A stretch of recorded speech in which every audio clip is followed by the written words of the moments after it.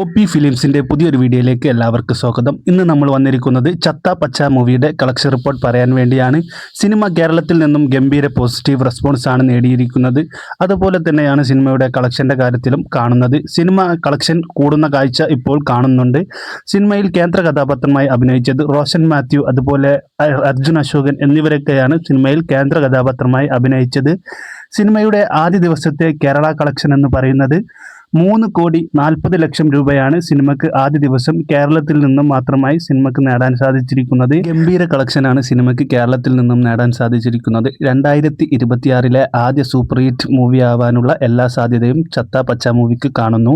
അതുപോലെ സിനിമയുടെ world wide collection ഇപ്പോൾ പുറത്തുവിട്ടിട്ടില്ല. എസ്റ്റിമേറ്റ് റിപ്പോർട്ട് പ്രകാരം സിനിമയ്ക്ക് 6,50,00,000 രൂപ വരെ നേടാനുള്ള എല്ലാ സാധ്യതയും കാണുന്നു. വീഡിയോ ഇഷ്ടപ്പെട്ടാൽ ചാനൽ ഒന്ന് സബ്സ്ക്രൈബ് ചെയ്യുന്ന കാര്യം പരിഗണിക്കണം. എല്ലാവർക്കും നന്ദി, നമസ്കാരം.